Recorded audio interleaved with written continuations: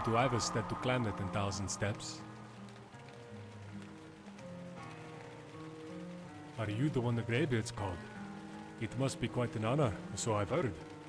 I don't know much about the world outside Riften. Well, I've mostly learned it's dangerous. There are more than beasts out there in the wilderness. Ever seen a Hagraven? Witches with faces like wrinkled potato skin.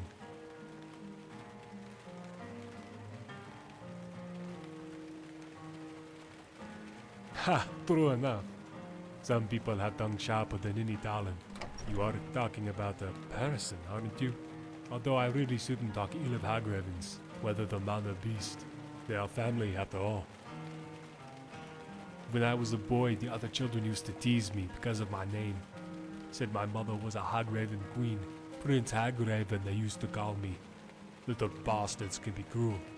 But if they ever saw a real Hagraven, they wouldn't be so quick to jest.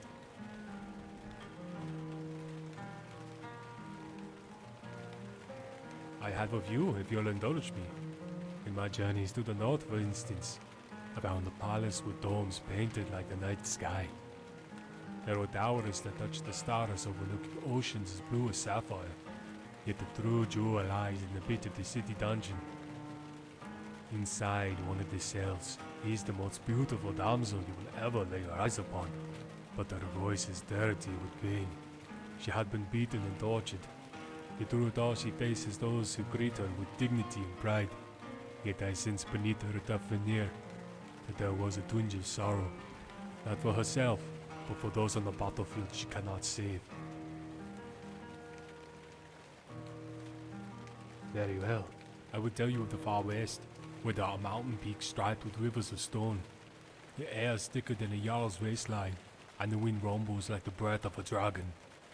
I was lost in the clutches of night, with only the blood moon to guide me.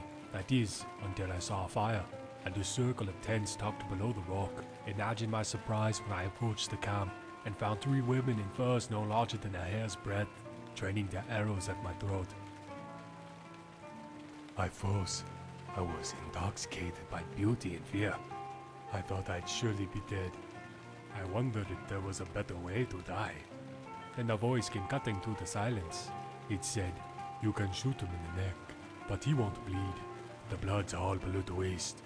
And just like that, I was saved by peals of laughter, the heartiest of which came from the man who saved me, a man who called himself king. 10 long years, pilgrim. I left the city to deliver a letter, of all things, and I got a little lost along the way. Somehow, I don't think poor Agnes is going to make it to the wedding. This isn't a story, but some information. To the west at the source of a river, I found a mast jutting out from the surface. If I knew how to swim, I'd see what's attached to it. I don't have a tale offhand, but I can tell you of how I learned to craft them. You see, early in my childhood, I had the dislike of names. They never really described anything. Well, take Riften for example. Does the name tell you about its people, its culture, its history? Does it describe the dampness of the air as it wafts in from the canals, or the leaves that roll down from the sky like autumn tears? Names do not make a city, and they do not make a man.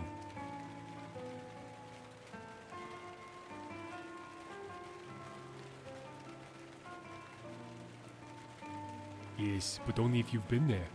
Otherwise it means nothing. Yes, but wanting to and knowing how are 2 separate things. When I was young, a beggar in the Ratways, a former explorer, used to tell me tales of his travels.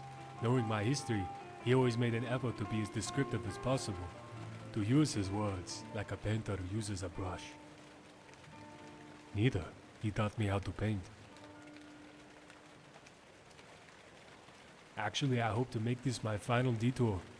I've been told the city is just a stone's throw to the east. Of course, I've never had the best aim.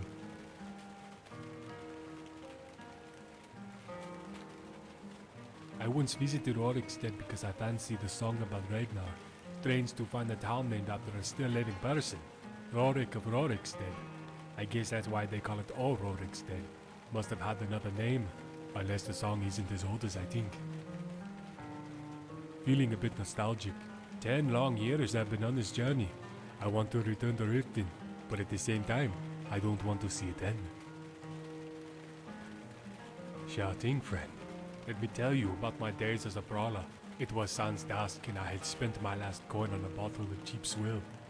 I was still young and foolish then, and spent gold like a skiva eats cheese. To earn some money I took to brawling in the taverns. The gold barely paid for the healing potions I needed to cure my broken bones. Well, I bought so many potions the local alchemist took pity on me. She gave me a recipe on how to make new ones. Of course, idiot that I was, instead of learning how to make the potions, I sold the recipe. Then I went back to the tavern to brawl, and I lost it all to some big Nord cow. I was such a fool. Simple. I grew up in an orphanage. Never got what you would call a traditional education. Yes and no. I don't begrudge the place, but it did leave me a little green around the gills.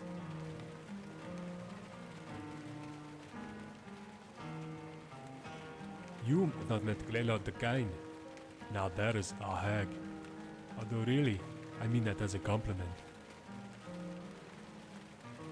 This may sound odd, but I like Glaylord. Her tough love made me into the man I am today.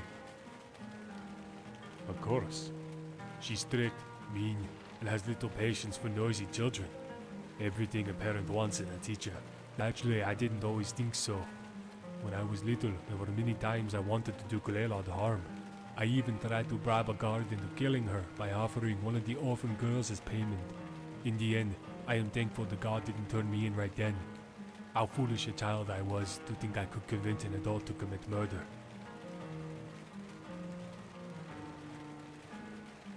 You're right. I've enjoyed our talk. May you craft your own stories as you continue your travels.